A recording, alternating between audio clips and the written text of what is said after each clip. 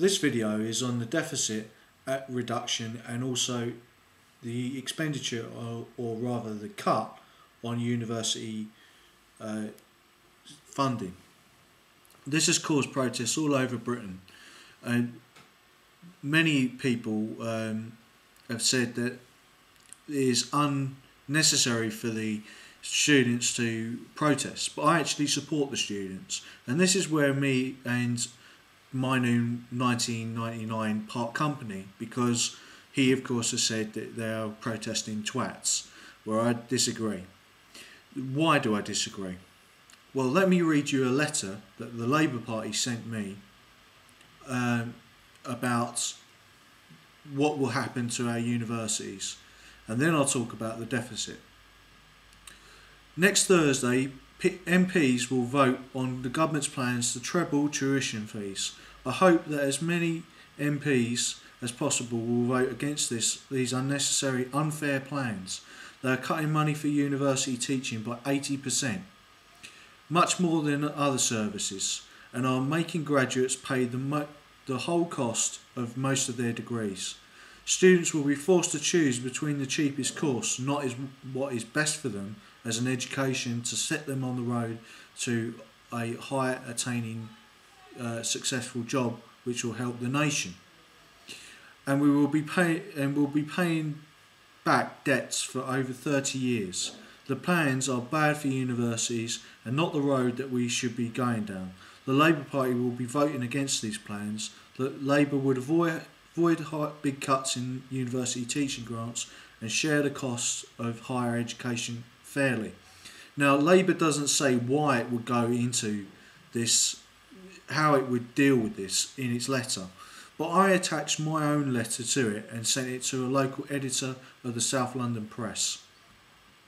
I said my personal opinion is that the reduction in university systems funding will lead indirectly to a fall in university graduates entering the armed forces and security services at a time when we are engaged in a global war on terrorism. Indirectly, the government's plans harm the national security and long-term economic prospects of Great Britain and England. Why? Universities help advise the civil service, armed forces, and increase our share of global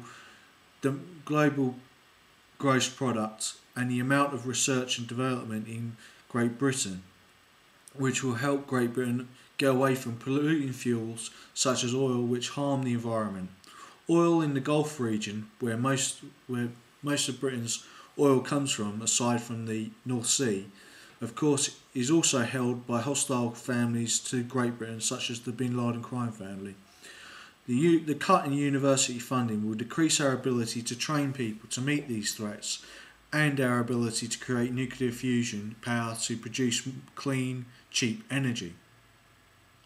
So, aside from the effects on students who will have to be paying a loan equivalent to a second mortgage and will be crippled in their prospects for social mobility, which should be the goal of our society, is social mobility.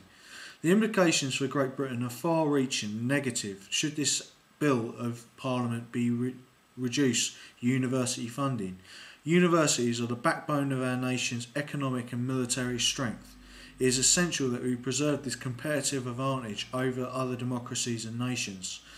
A Labour Party government, in my view, would preserve this advantage for Great Britain. Yours faithfully, David, Infokemp. Now, you can see that the whole raft of these cuts are unnecessary. Why are they unnecessary? Because the government's expenditure is between 700 and 900 billion each year. The expenditure on the armed forces is only 2% of the government's expenditure, which is about £43 billion, which isn't enough to cover the costs of fighting Al-Qaeda, because Al-Qaeda gets twice that amount of money each year from its oil and drug money.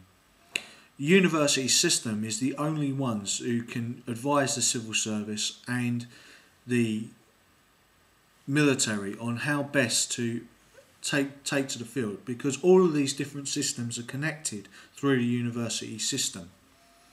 The military, economic and industrial power. Of course, now I come to a problem for myself in saying that I am against these cuts,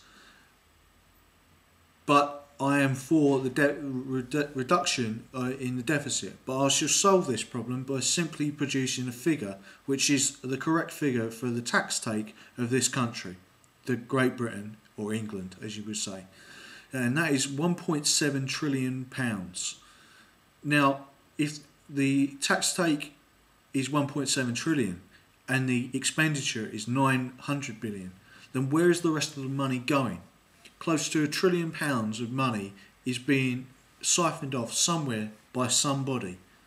Now, as to who those people are, we do not know, but certainly somewhere through misaccounting or some other reason, there's a lot of money being set aside, and that I included in the 900 billion the cost of Europe to us, which we actually get back because we pay into a mutual protection fund for Europe, which the Irish have recently used to bail themselves out. So the Irish have only got back what they put in anyway.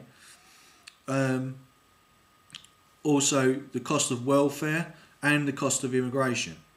So you cannot say, oh well, it's either of those things, because that doesn't account for the nearly £1 trillion that disappears each year from the books. Where does this money go? I would like to know, because that money could pay off our deficit. Our deficit is minuscule in contrast to the massive amount of money that £1 trillion is. Mynoon says the government has no money, but I believe it has. I believe it has trillions of pounds worth of money that is put aside for some reason, or is given to somebody for some reason.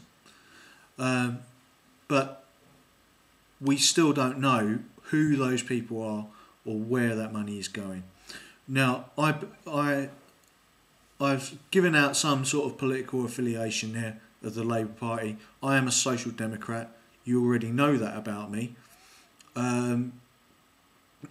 But I am for David Cameron reducing the deficit. I'm just not for and eliminating the deficit. We must eliminate the deficit completely.